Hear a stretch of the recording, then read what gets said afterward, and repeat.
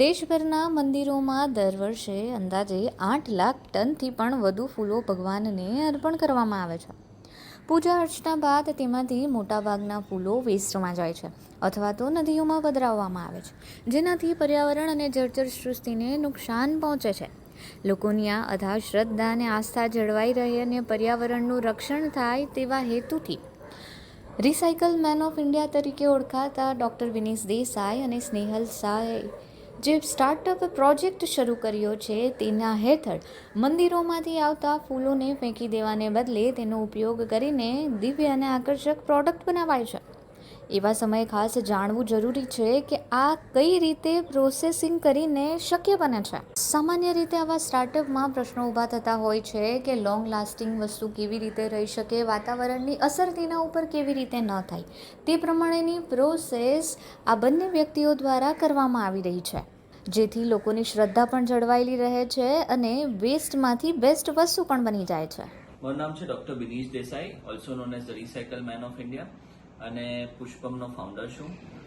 પુષ્પ સાયકલ એક અમારું પ્રોપ્રાઇટરી બાયોમટીરિયલ છે જે અમે બનાવ્યું છે from flower offerings from different temples, જેમાં અમે સેગ્રીગેટ નથી કરતા એને, ભલે ફ્લાવર્સ હોય, સ્ટેમ્સ હોય, લીવ્સ હોય, ધતુરો હોય, ફ્રૂટ્સ હોય, એ બધી વસ્તુઓ જે પણ પ્રસાદ રૂપે ચડાવ્યું હોય અમે કલેક્ટ કરીએ છીએ અને એમાંથી અમે વેરિયસ મટીરિયલ્સ બનાવીએ છીએ, જે અગેન પ્રસાદ કોઈન, કાર્ડ એંગલર્સ છે, મેમોરેબલિયાસ છે, એ બધા રૂપમાં તમારા સુધી પાછું પહોંચી શકે.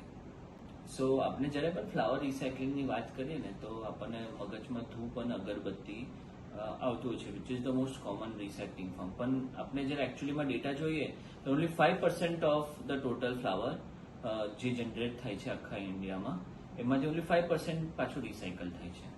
સો હજુ પણ બહુ મોટો ગેપ છે બિટવીન ધ ફ્લાવર જનરેટેડ અને flower gating recycle.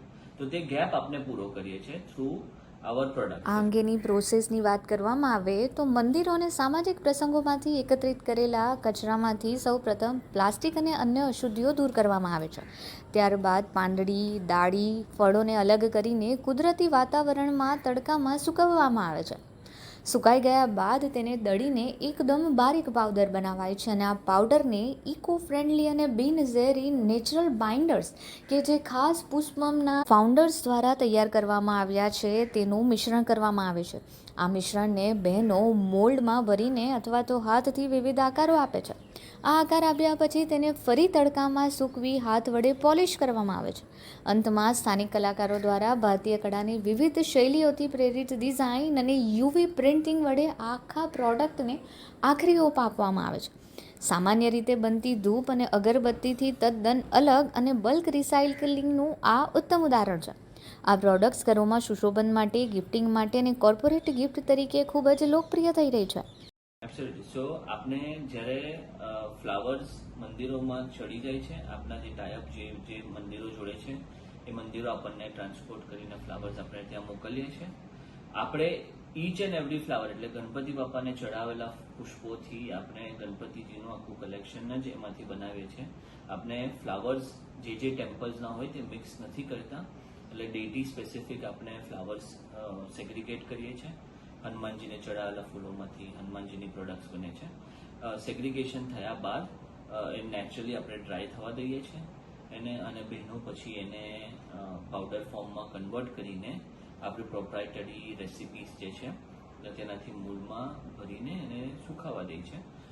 Once they are dry, એના ઉપર આપણે જે આર્ટિસ્ટ જેમને આપણે કમિશન કર્યા છે to create various art forms inspired from જે બધા આપણા ઇન્ડિયન આર્ટ ફોર્મ્સ છે તેનાથી ઇન્સ્પાયર્ડ જે પણ આર્ટવર્ક્સ આપણે કમિશન કર્યા છે તે આપણે યુવી પ્રિન્ટર પર પ્રિન્ટ થશે અને આખું એને સ્ટિક કરીને એનું જે બેઝ જે છે એ it's grey in colour, because આપણે જે ગણપતિ બાપાની મૂર્તિઓ જે વિસર્જિત થઈ જાય છે તો તેનું પણ આપણે મૂર્તિ સાયકલ કરીને આપણે બીજી પ્રોપ્રાઇટરી મટીરિયલ